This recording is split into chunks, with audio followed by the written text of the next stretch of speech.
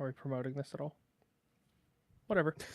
Welcome into Candlestick Chronicles, a 49ers podcast on the Blue Wire Podcast Network. I'm Kyle Madsen. I write about the 49ers over at NinersWire.com, part of the USA Today Sports Media Group. Joining me right now is Chris Biederman of the Sacramento Bee, and we're going to tell you about our friends over at Lamb Chops. It's our favorite clothing brand. I'm wearing a Lamb Chop shirt right now. The lighting is not conducive to seeing that it's a Lamb Chop shirt because it's black with like a black kind of suede lettering on it. It's super dope. Obviously, that heavy, thick, quality material, super comfortable, and just in general, an awesome shirt. And you can get a shirt like this one. You can get a hoodie. You can get some shorts, whatever you want at sglambchops.com. The promo code for that is Candlestick20. You can follow them on Instagram at sglambchops.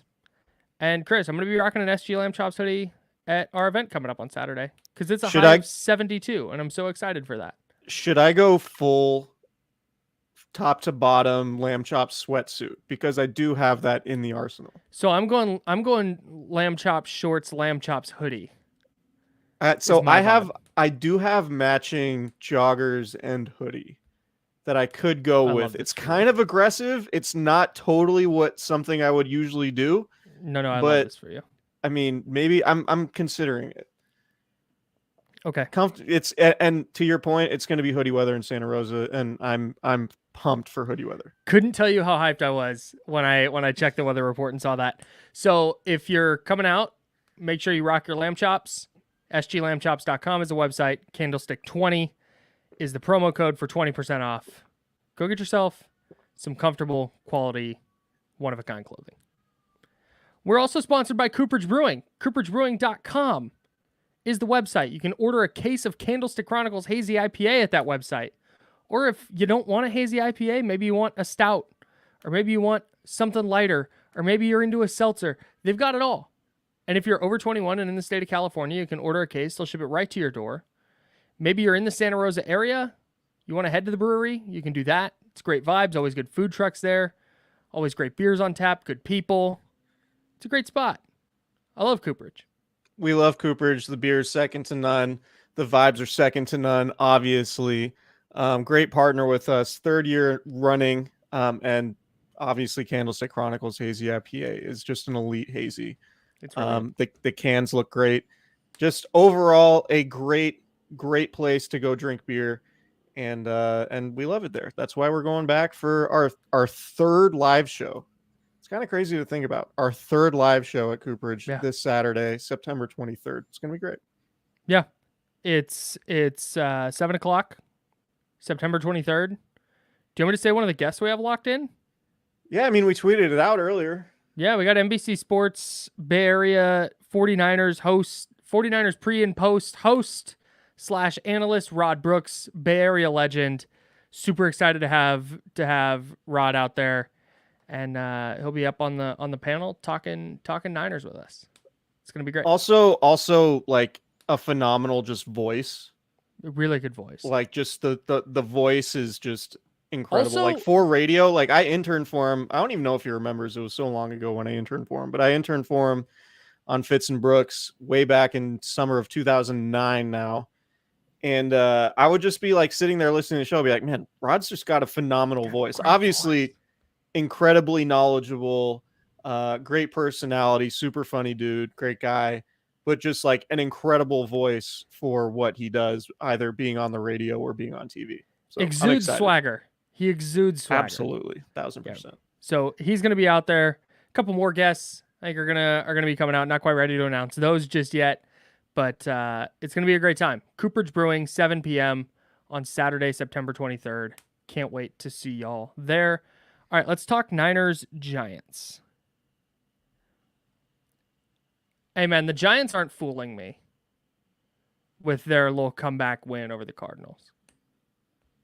I still don't believe in the Giants. I still don't believe in the Giants as a real football team this year. I've never been a Daniel Jones guy.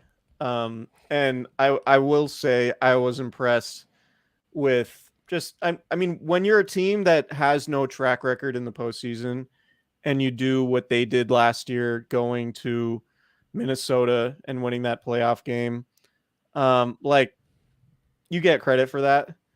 And that was impressive. but I'm to the point now, like after watching him play a little bit and knowing that he got that contract, I'm like, man, I still think that's a tough place to be when Daniel Jones is your franchise quarterback and you're Mm-hmm. paying that dude. And like, I didn't expect him really to beat the Cowboys in week 1, but like 170 yards of total offense and just as bad as they played, like you have to be more competitive than that Yep. in your home stadium in prime time against a division rival. Like, just look competent, look like you can compete with this team, and not just. It's bad news when your franchise, quote unquote, franchise quarterback is leading an offense that's playing that way. So we'll see. I'm with you. I don't really believe the Giants. I think they're one of those teams that we talk about, like made the playoffs last year, could fall back in the NFC. But it'll be. I do think these games tend to be so sloppy that it could be kept close just with how sloppy it is, because that's just how Thursday night games typically go. So here's why I don't believe in the Giants. They don't have enough dudes. I think it's the same problem the Rams had. Only the Rams, I think, have an overall better coaching staff, and I think have more dudes than the Giants do. Saquon Barkley, who played 66 of their 68 snaps, is likely out. They have Darren Waller. Okay, fine. But then their receivers are Darius Slayton, Isaiah Hodgins, and Paris Campbell. Their second tight end is Daniel Bellinger. Jalen Hyatt, their rookie wide receiver, played 14 snaps on Sunday against Arizona. They're starting 2 rookie corners in Deontay Banks and Trey Hawkins. Leonard Williams is a good player, but not having a great year. Kayvon Thibodeau has their defensive end stud first round pick from last year, has 2 pressures so far this season. They just don't have the horses. And in particular on the offensive line, their offensive line is really bad. And that's why I'm not buying them, because I don't think that there's enough coaching to overcome just kind of their lack of viable players for a playoff team. So are you buying that, or are you not buying them, or I guess selling them as a playoff team, or just selling them as like a competent, like this team is going to give the 49ers a decent game team? I'm selling them as both. Okay. So you're out. You're all the way out. I'm just out, man. Unless if they play well against San Francisco, then okay, more power to them. It's a good job coaching, and they overcame a dramatic talent deficit. But I think Sunday was a little bit of a wake-up call for San Francisco, and I don't think they're going to come out and get punched in the mouth, especially defensively, the way they did on Sunday. They haven't forced an interception yet. Actually, they haven't forced a turnover yet. They're 28th in scoring, 32nd in scoring defense, 23rd in yardage offensively, and 15th in yardage defensively. Obviously, small sample size of just 2 games, but there isn't, aside from just like one good half of football in the second half against Arizona, and it was a good half because they were down 3 scores in the first half and ended up coming back to win. Yeah, they were down 28-7 late in the third quarter and came back to win. Yeah, to me that speaks more to how awful Arizona is than how like, oh, the Giants are really on a roll now, they have momentum. Like the Niners defense is obviously a different animal. But I will say, like, you and I both thought the 49ers would just kind of roll the Rams, and the Rams gave the 49ers a much better game. Mm-hmm. I think there's a possibility of that. I don't think it would look the same in terms of like, Daniel Jones just carving up the Niners defense in the same way Matt Stafford did. Sure. But I think there's an element of like emotionally the Giants could be more ready to play. Yeah. Then the 49ers could sort of sleepwalk through the first quarter a little bit. And it's like they're down 7-3 and then they have to lock in the second quarter. Like, something like that Sure. could happen. And Daniel Jones could just run for 1,000,000 yards and keep them out of second and third and long with his legs, and suddenly things become harder there for the Niners defense. I get it. And like Andrew says on the YouTube chat here, Thursday night football games can be really weird, so I don't want to discount the Giants for this game. Season long, yeah, count them out. And I guess I understand that. Thursday night games are definitely always a little strange, but I don't know, man. This one just reeks of remember Nick Mullins' debut? And I don't think the Giants are as bad as that Raiders team, but it just kind of feels like the Niners come out and roll, given how much, I don't want to say they like struggled against the Rams, but the Rams, I think, gave them a better game than they were anticipating. And I think they're going to lock in on Thursday night, knowing that they've got the mini bye ahead of them. And I think in particular, a lot of this for me comes down to Saquon Barkley being out and the Giants' offensive line being bad. Because I really don't think that the Giants are going to be able to stop the 49ers offensively. I mean, San Francisco should be in the 25 to 30 point range again. And offensively, I don't think they're going to be able to block really anybody on the Niners defensive front. And if they start getting one-dimensional where they're behind by 10 points, it might get really ugly really fast. Yeah, and Brandon Ayuk was a limited participant in practice on Tuesday, for whatever that's worth.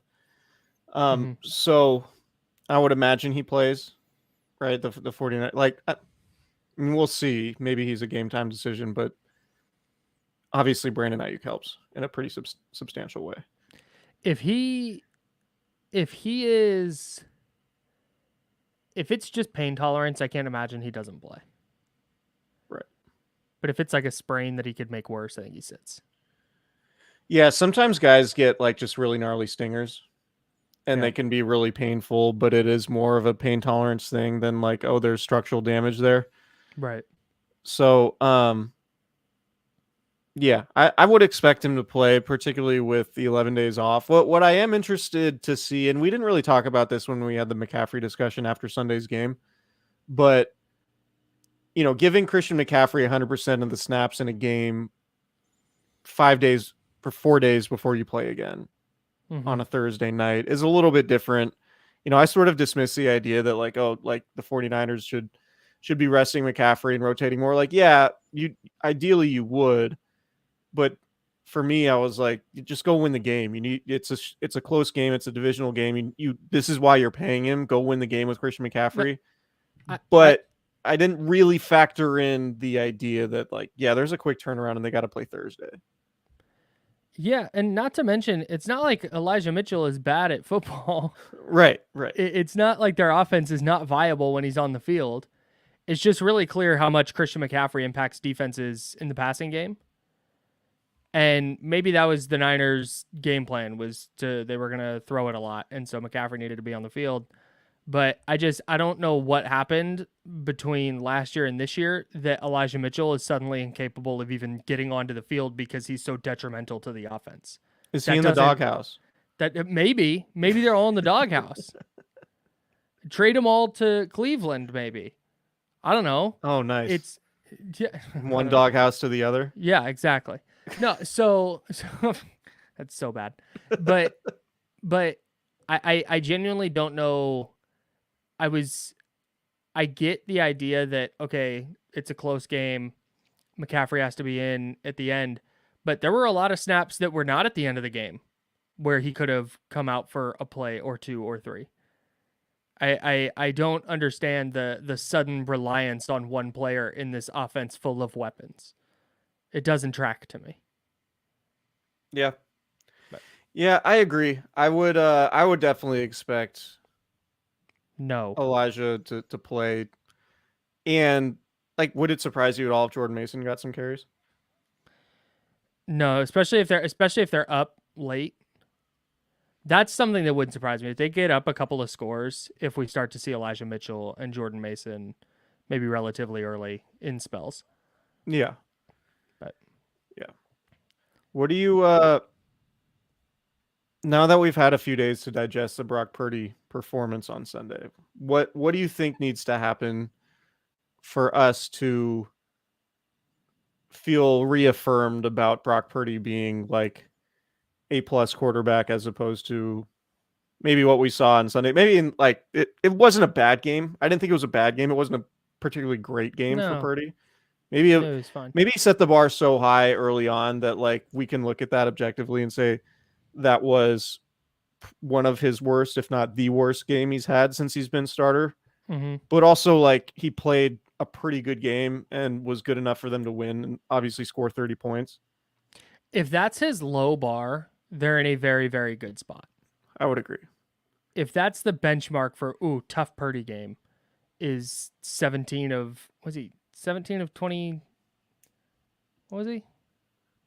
We have the technology to find this Here out we go. real quick. Do we? I was on the Giants box score from last week, not that. 17 of 25 for 206, no touchdowns, no picks. Maybe multiple tabs, bro. Come on. Like if you're not turning the ball over in this offense, he missed a couple of deep throws, I get it. And he missed the third down to Debo. Okay. Like it's suboptimal for sure. But there was that back shoulder throw to Juwan Jennings down the field that was nice. There was the play that Brandon Ayuk got hurt on where he threw it into a tight window. Really good anticipation on that throw. Like you see the little things where, yeah, he's still a good quarterback. He's still moving the offense. And it just turns out he's not going to throw 2+ touchdowns every game. And there were opportunities to throw touchdowns, and he had a QB sneak for one, and then they had the backwards throw to Debo that didn't go as a passing touchdown. I mean, if that play to Debo, if that had gone forward half a yard instead of backward half a yard, and you tack on a passing touchdown to his stat line and 13 extra yards or whatever it was, suddenly it's well, another good game from Purdy. So I thought he was fine. Purdy through 2 games. Again, small sample size. Purdy through 2 games is tied with Dak Prescott for the lead in QBR. Mm-hmm. And success rate, he is 7th overall. Yeah. And so just, some of the advanced stuff, he's 4th in yards per attempt. Like the efficiency stats, he's been good. He wasn't a Brock star on Sunday, but he was Brock solid. Wow. I'm so mad you just did that. Goodbye. Kyle has exited the StreamYard stage. We gotta switch the sides again. Nah, it's okay. I got it. There we go. All right. I'm on it. Yeah, I just. What did you think of Brock? I thought he was good, save for a couple throws. Like, I think that's a better description of what I was trying to say. He was good. Like he made a lot of good throws. Like some of those balls over the middle. Like he's really good at the in-breaking routes where the window's small and throwing the ball before the receiver breaks and before the receiver makes his cut. Mm-hmm. And putting it in a spot where the receiver can get it in traffic in a small window. Like he's good at those. Yeah. I think the most impressive thing, and generally one of the things I believe is one of the hardest parts about playing quarterback is just being able to move functionally within the pocket, amid pressure, keep your eyes downfield, and deliver a pass accurately, knowing you're going to get hit.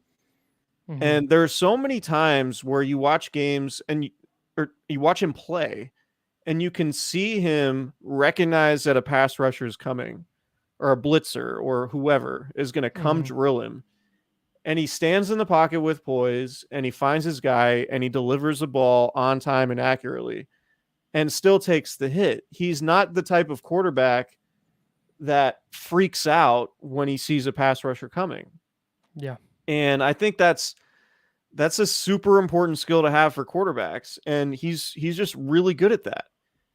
And it's pretty rare, honestly, because like you can have all the physical tools in the world, right? I think this is part of the Justin Fields conversation too.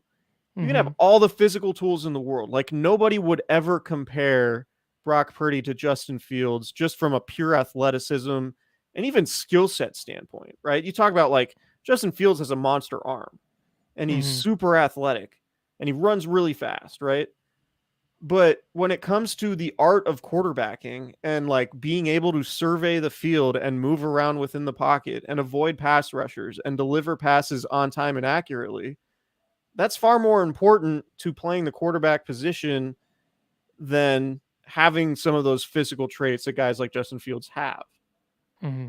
Right. And that's ultimately, like, for Kyle Shanahan, when we talk about what he wants in his offense and the reason why we always, joke about Kirk Cousins or players like that, or Mac Jones, whatever, those guys do those like very subtle quarterbacking things at a much higher level than some of these super raw prospects. And I think you could even, like, put Trey Lance into that bucket.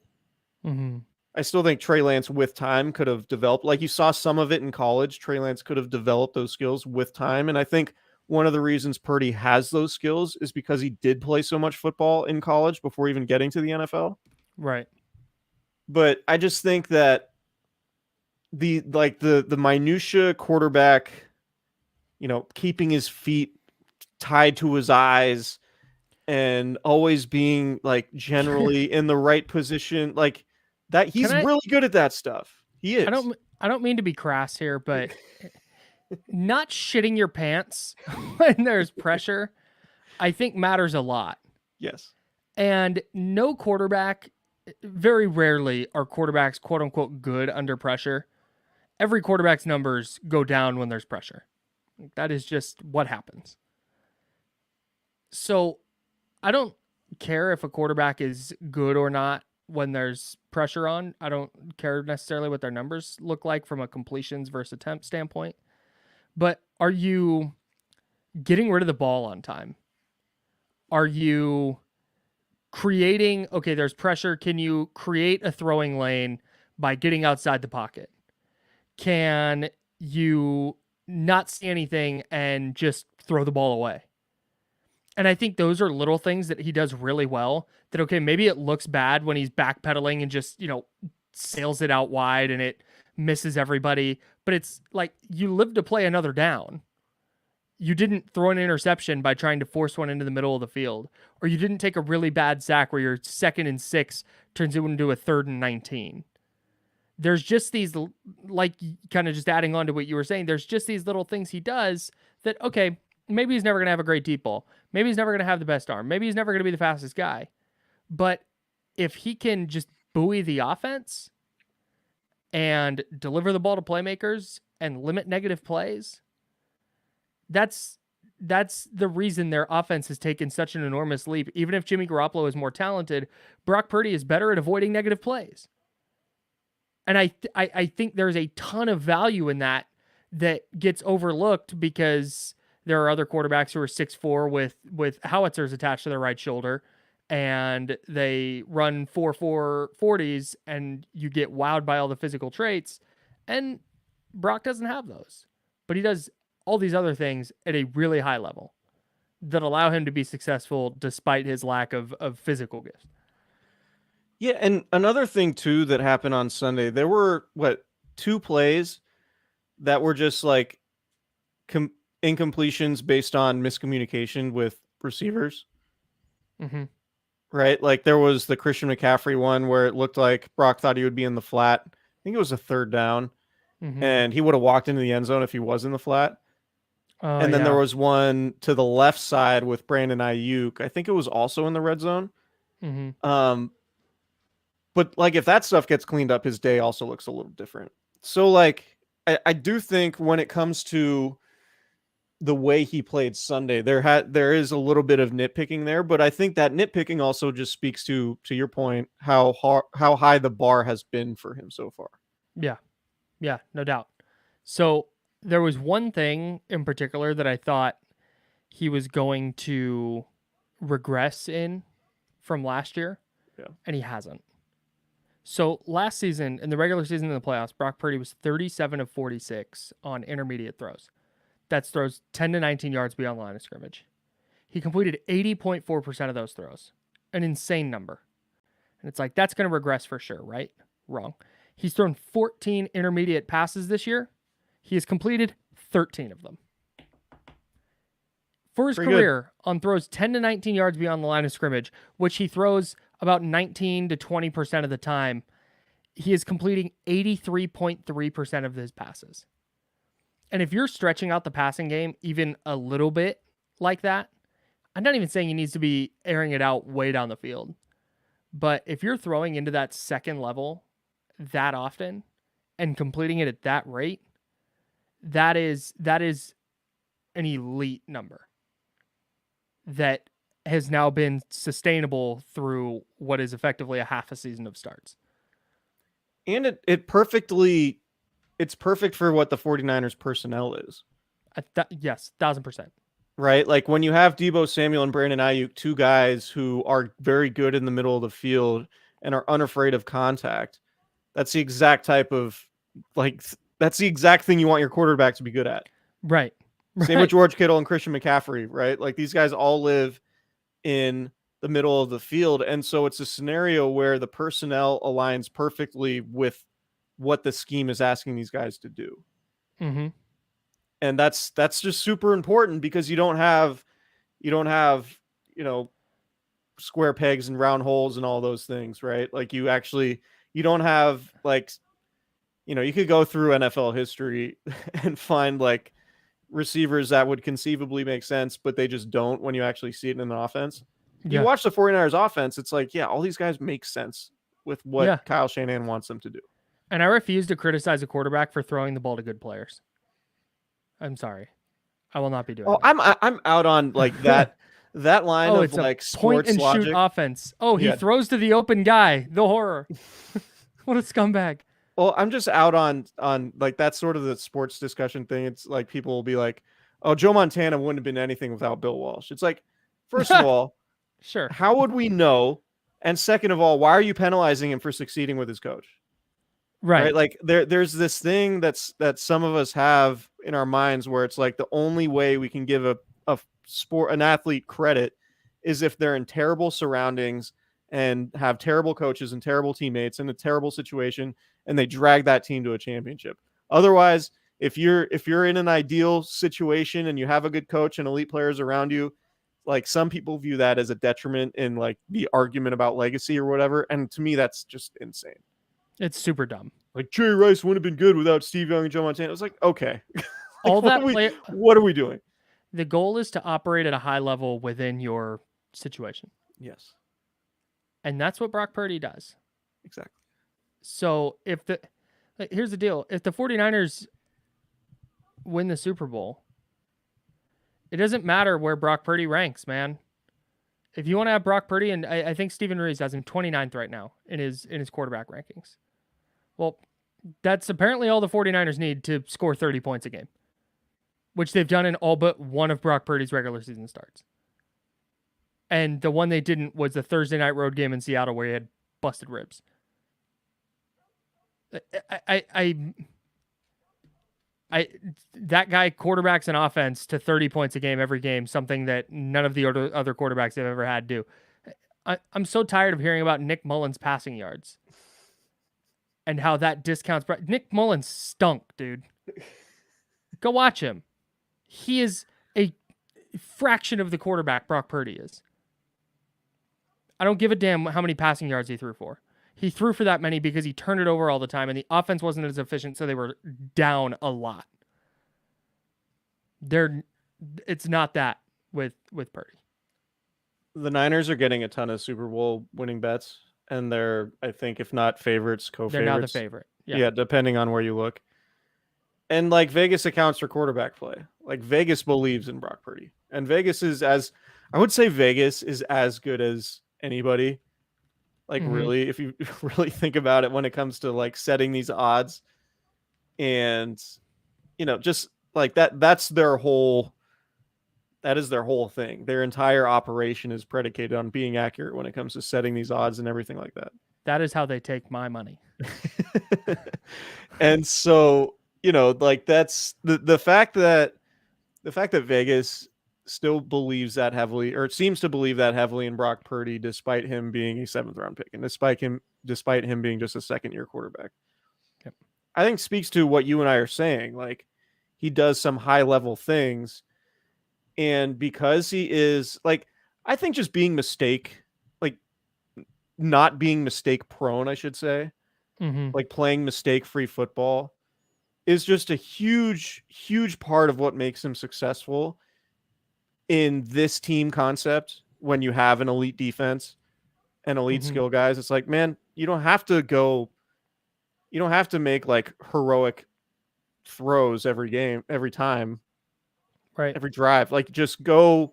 He can be like a game manager, but even still, it's like the word game manager, I don't even think applies to him because he is making high level throws. Yeah. And he is playing like real adult quarterback. So he's sort of, he's not like a crazy elite playmaker. He's not Patrick Mahomes. He's not Josh Allen when Josh Allen is playing well. But he's not making mistakes. And ultimately the mistakes, and we talked about this in the last pod too, but the mistakes that Matt Stafford made, we would say Matt Stafford is a more physically gifted and talented quarterback than Brock Purdy. But Stafford threw the interception that ultimately was a backbreaker for the Rams in that game, right? I believe Matt Stafford plays in a point and shoot offense. See what happens when he tries to throw down the ball down the field? He gets intercepted. Oh, that guy. I don't know. You love that point and shoot offense thing. I hate it so much. It's because the podcast I was listening to that said it clearly hadn't watched. And just went, yeah, Brock Purdy was Brock Purdy, point and shoot. Like, what? It's like he's doing 3-step drops and throwing slants all game, dog. I think that, like, Brock Purdy, to me, as long as he continues playing at this level, it's going to be like the 2019 conversation. Because remember when the Niners started that winning streak, and they were, what, 8-9-0? 8-0. 8-0. There, a lot of people were like, well, they haven't played anybody yet, which was true. The Niners sort of like didn't really come out of nowhere, but like they hadn't beaten anybody good yet. But like we're watching them, we're like, no, this is like a dominant team. Yeah. Yeah. And then it took a while, and I was like, okay, they're the 1 seed. Yeah, they are really dominant. I feel like that's what the Brock Purdy bell curve is going to look like in terms of national discussion. He keeps playing at this level. Like, say they beat the the Giants too, but say they beat the Cowboys in a couple weeks. Like, that will be a Brock Purdy. That has the potential to be a game that swings the Brock Purdy narrative. Yeah, if he plays well, for sure. So I think, like, again, it's not super flashy. It's not Patrick Mahomes when he's doing all the crazy Patrick Mahomes stuff. But, man, you watch him closely, he just plays winning football. Yeah, man. It's not, and he avoids mistakes. I was very much in the camp this offseason of he should start. But, boy, I think there's a lot of regression possibilities. And through 2 games, I'm not seeing it. So, I don't know I just don't know what else he has to do to appease people who think he's not good. No, he needs to win a Super Bowl. And even then. Haters going to hate. I just ran the numbers. I'm going to write about this. So okay. You guys get to hear this early. I mentioned Brock Purdy is 50 of 60 on intermediate throws in his career. 10 to 19 yards beyond the line of scrimmage. I removed the Kansas City garbage time that he played, and he's 47 of 55 on throws 10 to 19 yards beyond the line of scrimmage in his career. Oh, so we're just cherry picking stats then? He has thrown 8 incompletions. Now, if you move that to night games on the road, on grass, oh no, where did my camera go? Camera's out. There You we can go. still talk. We can hear you. There you Way go. back. Oh, yikes. Gotta fix that. Anyways. All right, we back. Perils of video. Yeah. All right, you want to do Cooperage What's on Tap for Thursday night? Yeah, let's do it. I have some thoughts. Okay. Can I go first? Yeah, go for it. You sounded ready. I want you to go first now. You were ready to rip. Christian McCaffrey leads the NFL in rushing. Do you know how many rushing yards he has? He has, hang on, 259. 268. Idiot. You know who's second in the NFL in rushing yards? Hang on. Don't tell me. I don't know. It's Bijan Robinson. He has 180. So Christian McCaffrey almost has 90 more rushing yards through 2 games than the number 2 leading rusher in the league. So My thing about My thing about Bijan Robinson is when you look at the offense he's in and you look at the playmakers around him, I'm not sure how impressive that 180 yards really is. I mean, but have you seen him play joking. yet? Okay. I'm joking. Okay. He's doing the Brock Purdy thing to Bijan. Oh, Robinson. okay, got it. All right. Sorry. All right. I was looking at numbers and sort of half listening. I got it. Sorry. Good Thanks. bit. The Giants are allowing 4.6 yards per carry, which is 25th in the NFL, and 136.5 rushing yards per game, which is 26th. I don't know what the DVOA numbers are, but I'm guessing they're probably in line with being a bottom third rush defense so far. I think there's a possibility if Christian McCaffrey's fresh that this trend continues. I think so too. We can touch on this when we do prize picks. But I think I'm with you. He's just really good in this offense. He's really good in a vacuum, but in this offense in particular, so he had the 65-yard touchdown in week 1, and then he had the 51-yarder where he buried Ahkello Witherspoon at the end in week 2. I think the Niners are going to have maybe not one per game, but pretty close to one a game, where McCaffrey just finds a little bit of daylight and breaks off a huge run. Yeah. Because his vision is so good. He's so quick. He runs with so much power and balance that a little bit of daylight that Kyle Shanahan is going to scheme up a few times a game, he's going to find it and hit a home run with it. It feels like they got a 30-plus yard run in their bag every game, kind of whenever they want it. So I think a huge Christian McCaffrey game could be on deck, even if he doesn't play a ton. Or doesn't play a ton. Even if he gets some snaps off. I do think, like, I put Christian McCaffrey sort of in the same bucket as Nick Bosa when it comes to, like, dude who just knows how to take care of his body and is, like, generally going to be ready to play football at a high level no matter the circumstance. Yeah. I think even on a short week, and it's probably better to have your Thursday night game week 3 than, like, after, I mean, they're going to play on Thanksgiving, and that's going to be a tough game, obviously. Yeah. But in Seattle again. In Seattle, and that'll be different. But I think having a Thursday game week 3 is a lot different than having a Thursday game at some point in November, which the Niners will have to deal with. Yeah. But this Christian McCaffrey should be good against what's been one of the worst defenses in the league. Yeah, they've given up 68 points the first 2 weeks. That's not great. I'm going to talk about the Niners defense real quick. I think they have 5 sacks on Thursday. And I think Nick Bosa gets 2 of them. I just don't think the Giants are going to be able to block anybody on the 49ers defensive front. And maybe it's Bosa just flying around the corner, or maybe it's Javon Hargrave or Eric Armstead getting pressure and flushing Jones out toward Bosa. But this feels like one of those games that he kind of takes over and has 7-8 pressures, a couple sacks, and just kind of spearheads a really dominant effort from the 49ers defensive line. The Giants could be without their left tackle, Andrew Thomas. To which point I would say I like Nick Bosa in the matchup against the Giants' backup left tackle. Fair? Very fair. So I think, yeah. They're also their left guard, Ben Bredesen. That's not a person. Ben Bredesen, Bredeson, remains in the concussion protocol and out of practice, which likely rules him out for Thursday. So the entire left side of the Giants' offensive line could be backups. Yikes. Not the team you want to have your backups in for. I said 5 sacks, make that 6. I definitely there's a lot of potential here for like a Niners defensive line sort of coming out party, because the Niners defensive line has played well in the first 2 weeks, but it hasn't had, to your point, like that 6 sack game, obviously. Yeah. Through 2 games. So there's potential there for this to be like, oh yeah, national TV game. Nick Bosa is kind of quiet the first 2 weeks, no sacks yet, and then boom, Nick Bosa puts up a 3 spot. Yeah. Like, would that surprise anybody? No. Remember that game he had in 2019 against Carolina where he had the 3 sacks and the interception? Yeah. It wouldn't surprise me if that kind of game is coming. I also wouldn't be surprised. I guess this is also what's on tap. I kind of think that this one is going to go like the Packers game in 2019. Not the NFC title game, but the Week 12 one where they won 37-8.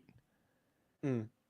And obviously the Giants, this is not going to be billed as that type of matchup that the Niners had against the Packers that year, because the Packers were very good as they met them in the NFC title game. But yeah, the Packers went into that game 8-2. And San Francisco went up 23-0 in the first half. And that was partly because they hit Aaron Rodgers a bunch of times. They sacked him 5 times. They forced a fumble that Nick Bosa recovered at the 1, and they scored 1 play later.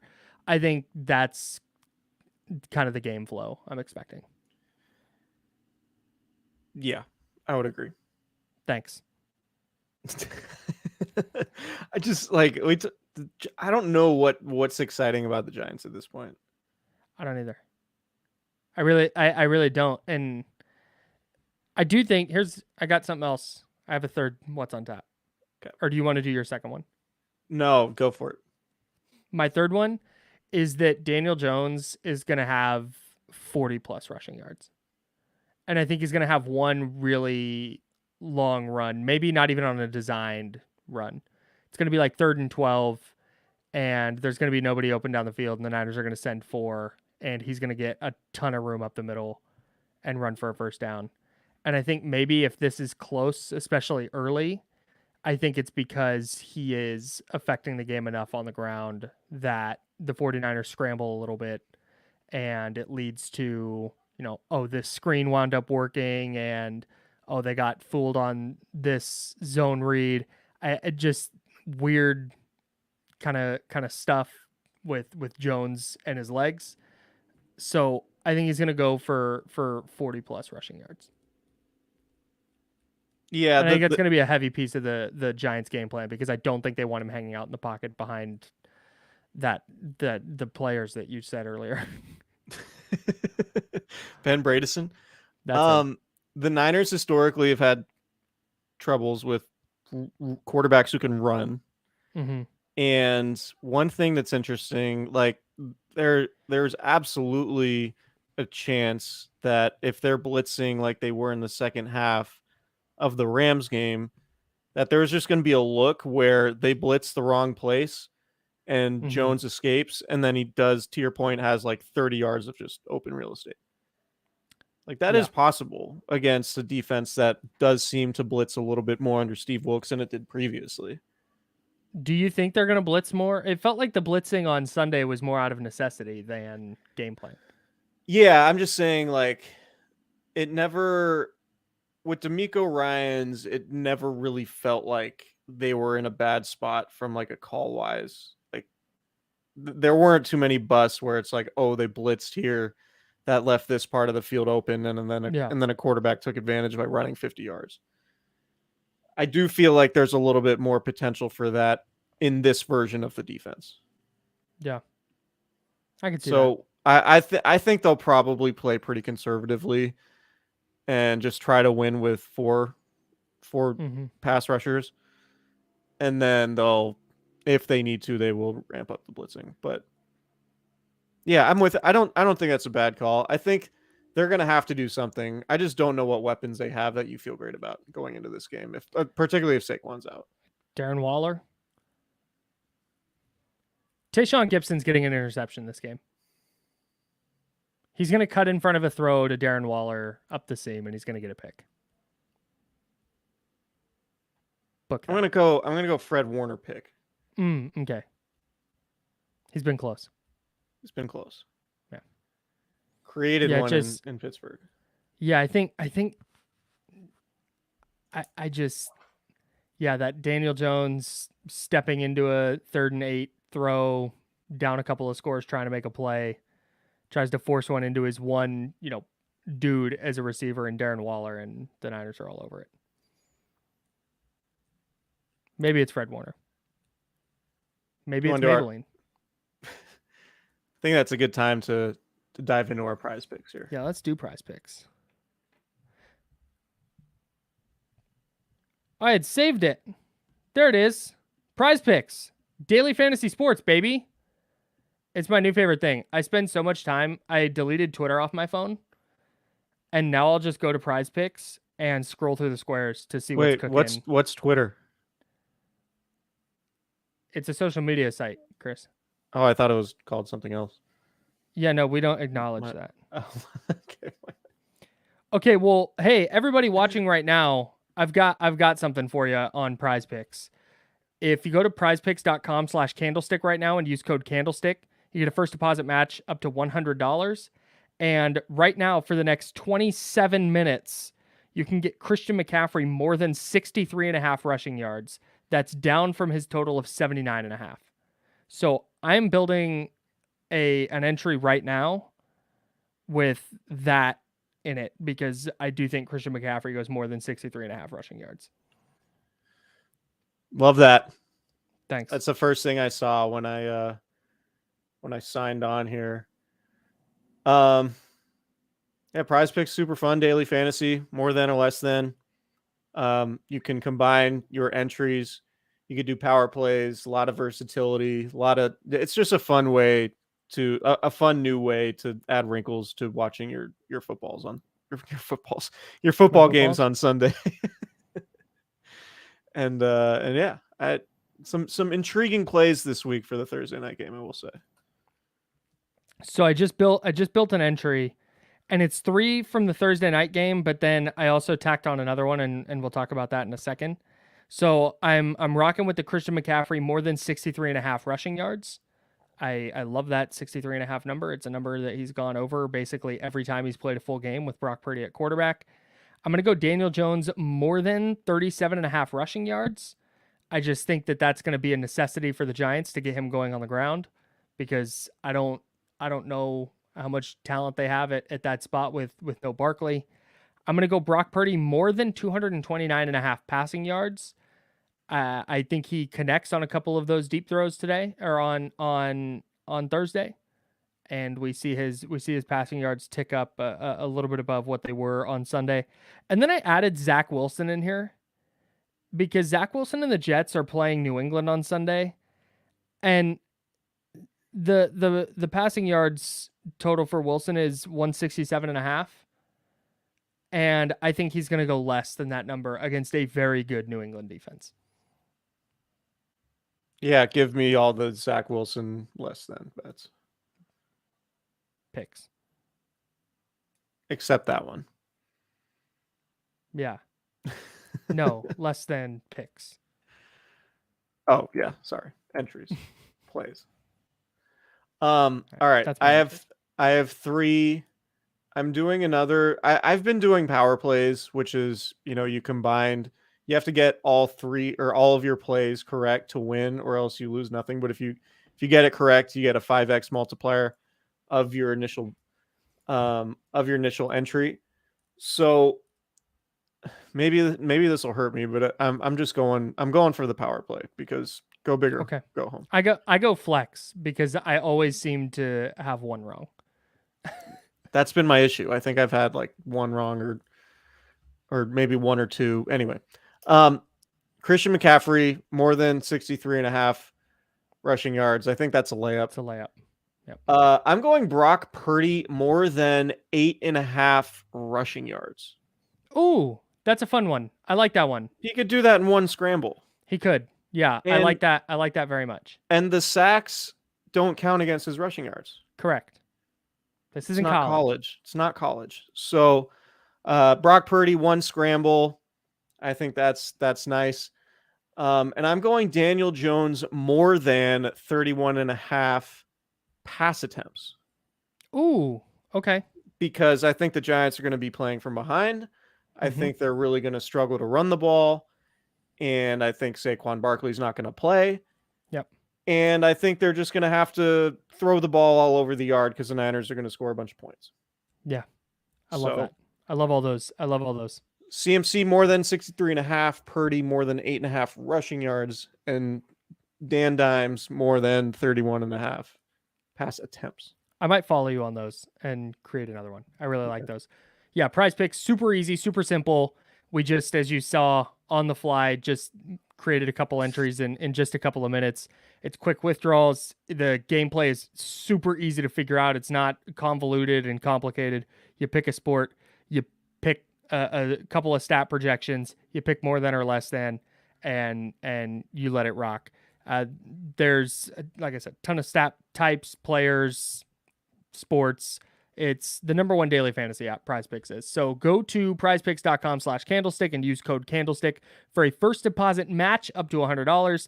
That's prizepicks.com/candlestick and use code candlestick for a first deposit match up to $100. And if you do that, share your entries with us. If we like it, we'll rock with it for sure. We have 2 minutes and 45 seconds. But Paul Blackburn, more than or less than 5 strikeouts tonight against your Ners?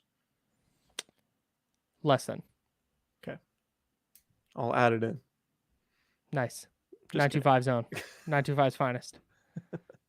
Paulie B. His dad was my 6th grade teacher. Paul Blackburn? Yeah. What's his dad's name? I believe his dad's name is also Paul. Very fun. Mm-hmm. Yeah, shout out, Mr. Blackburn. Fun. Math and science. Predictions before we get out of here. Niners, Giants. 49ers 31, Giants 13. I'm gonna go 34-16.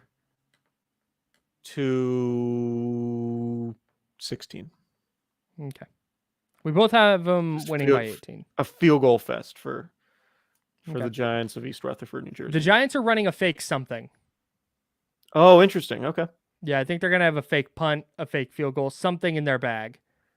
Everyone's going to go, Brian Dable, coach of the year last year. Yeah, anyways.